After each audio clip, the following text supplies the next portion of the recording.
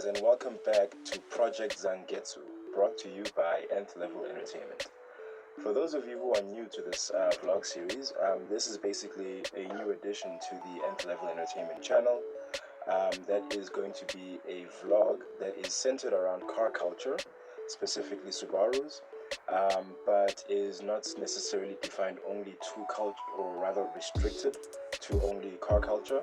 It'll also be a day in the life vlog, which will basically handle, mostly car things or whatever it is I feel I want to share or talk about on that particular video. For those of you who haven't seen the pilot episode, I will link it at the end of this video so you can go ahead and check it out and get a more detailed description as to what this new series is going to be about.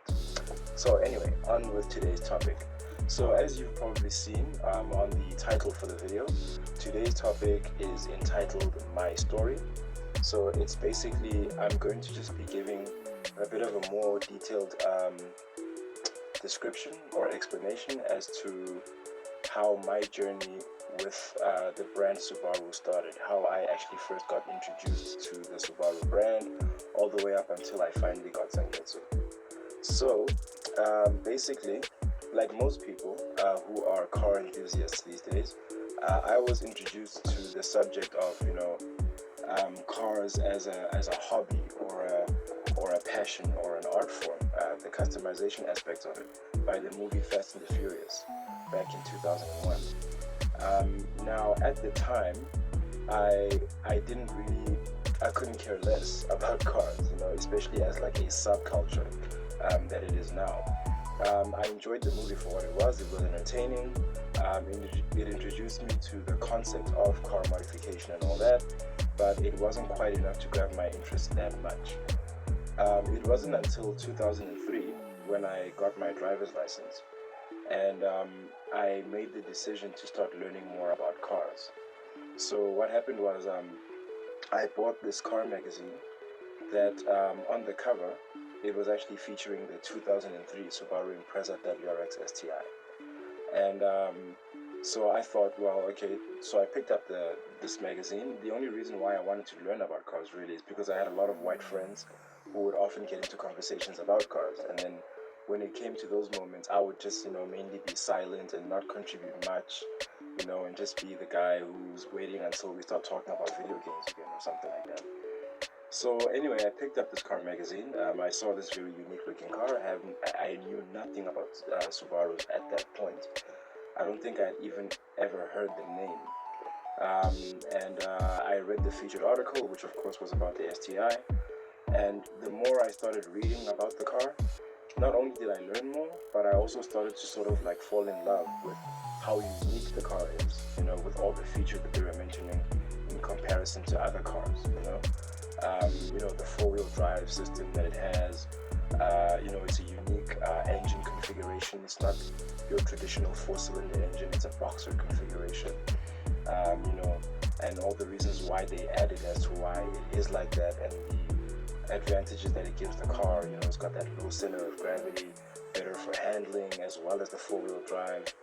And then it's got this big obnoxious wing at the back.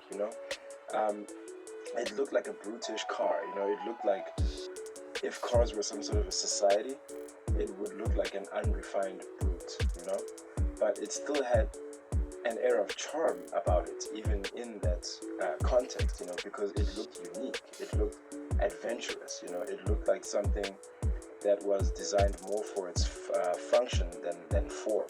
My obsession went deeper and deeper as the years went on.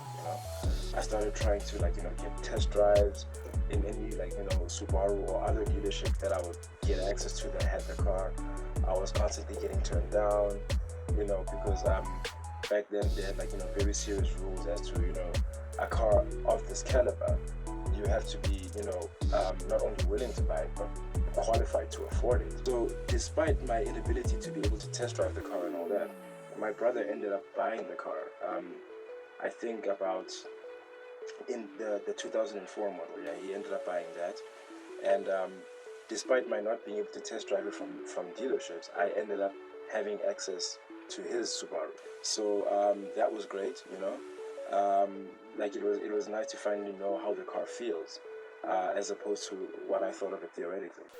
A client came to our offices where I work. I work for an ISP, and they came and sat at my desk, and they needed help with some connectivity package. So, as I struck up conversation and built rapport with the client and got all the information as to what's going on, I eventually realized that this is a problem rather, that's gonna need me to escalate it to a higher department for them to fix.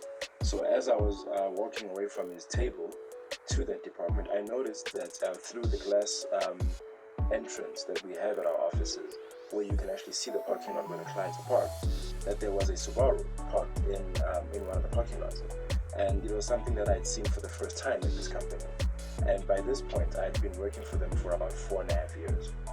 So it's always been my practice ever since I discovered Subarus that whenever I would come across one of like a Subaru driver or owner, I would make it a point to either let him know that I think he's got a dope car, or I would, if possible, I would try and engage with him somehow in some sort of conversation about the car, and so on and so forth, just to celebrate in the whole petrol head community, shared common interests, and so on and so forth, and to also inspire myself to eventually get this car by showing goodwill to those that have it. So, of course, I did the same thing. I went around every desk asking who Subaru is that outside, just so I could say nice car to them. And after I had eliminated every other desk around me, I found out that it's the very client that I was assisting who was driving this car.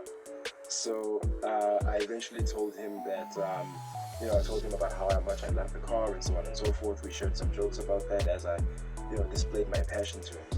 And he eventually took me for a ride in the car, And I tried to shoot a mini interview vlog or whatever. I'll show the footage in just a moment if it's not already showing. And, that went pretty well. It was fun. And then he told me that he's actually selling the car, and he was selling it for 100,000. Now, ever since I discovered the law of attraction, I got myself into this habit of speaking in its language, talking about things that you want and saying you're gonna do them as though you know you are, even if you don't know how, So I simply told him, well, I'm gonna buy it, and he laughed, he thought I was crazy or whatever. And then I think 2 months after that, I went to perform a comedy show at Parker's Comedy and Jive. And it was a competition it was the Comedy Central Grab the Mic competition. And I went there, I performed quite well, it was fun, but I got knocked out in the first round. One of the people that were in the audience was heckling me, but very sportsmanlike, he gave me a good opportunity to play around back and forth with him. And when I got off the stage, he actually made it a point to shake my hand, and the next day, he phoned me saying that he wanted to hire me as a screenplay writer. So now this is something that I actually got into the comedy business for, in order to build my profile, so that when I'm finally ready to look for funding for the type of movies I want to make, I've got a credible brand behind it. So it happened exactly that way. I went to a comedy show, I was hired off the stage for a screenplay writing job. So obviously I was ecstatic about this because this is one of my dreams coming true. And through this company that hired me as a freelance writer, one of the people in that company got me in touch with someone who could actually sell one of the screenplays I had already written overseas to an overseas film production company. They did buy the screenplay, and they paid me enough money for me to be able to then buy the Subaru that I told Ivan, my client, that I was going to buy cash. And this was obviously a momentous occasion. I have been on cloud 9 ever since. This was the 25th of October when I finally took delivery of the car. And it's been such a surreal experience ever since. It's still a very hard thing in some ways for me to believe that I actually own this car. And every day I sort of I stand around it. I find excuses to go to the car and get something from it just for me to actually have a look at it and remind myself that I still own it. But that was the journey that that's basically the journey that I underwent from discovery of the car to eventually owning it. The whole time that I deemed it as a dream car, I was subconsciously in the back of my mind, I didn't really believe I would attain it as much as I still remained driven, forced myself to be focused and hopeful and positive and all that about having it. But I didn't truly believe that I'd have it. Here's a man himself. Congratulations, Daddy. Thank you very much.